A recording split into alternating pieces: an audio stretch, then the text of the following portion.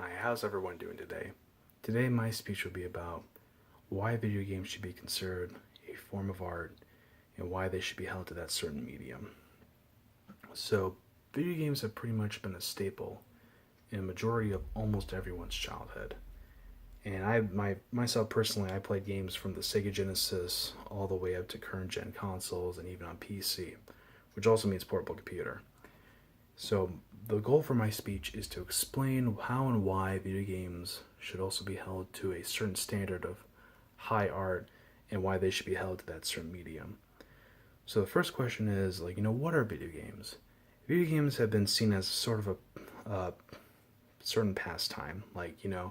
If you're at a house on a lazy afternoon, you plug in a console and you go to your own little immersive world and you experience that story that game is trying to tell you, trying to escape, the horrors of reality and go to a different version of reality.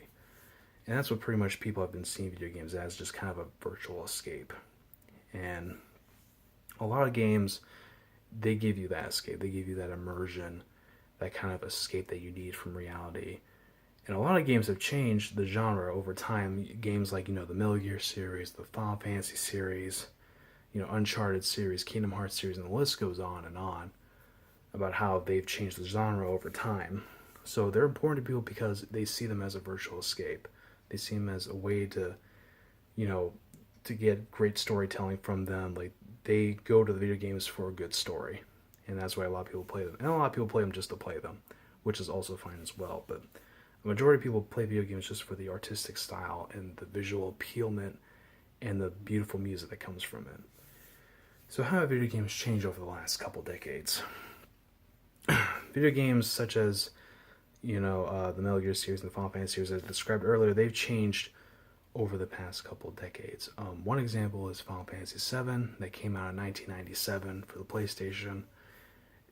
It implemented RPG elements into a massive open world where the story was based on the theme of life itself.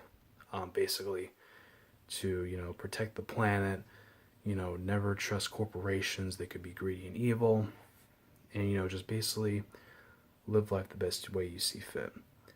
Another game that implemented game aspects that weren't seen at the time is a game called Metal Gear Solid, which released back in 1998 for the PlayStation as well.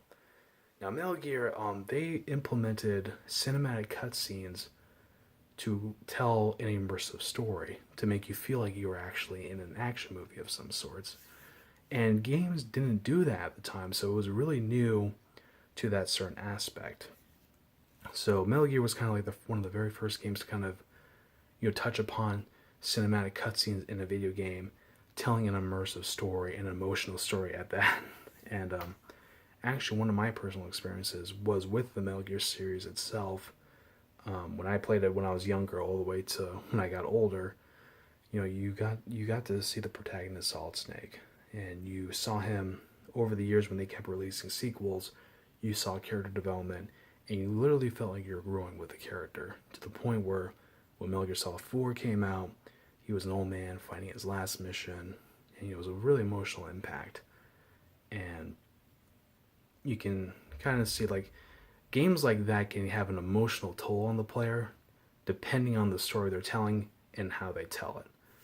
That way, it can be visually appealing and very beautiful as a sort of art piece. So I view Metal Gear Solid, the franchise itself, as an art piece, as a visually appealing and also telling a beautiful story. And let's see. One of the other sidetracks I have for this is video games have also been a subject of controversy. Excuse me. And the reason why for that is they've been pretty much blamed for acts of violence, mainly involving shootings, and this stretches all the way from the Columbine shooting all the way to the recent Parkland shooting. So my debate to that is, why blame the video game and not blame the individual at hand? The thing with video games, they don't tell you to go and commit acts of crime. The only person to blame is the individual who went through with those acts themselves. There's other things to blame than just the video games. There's the parenting, the mental stability of that individual.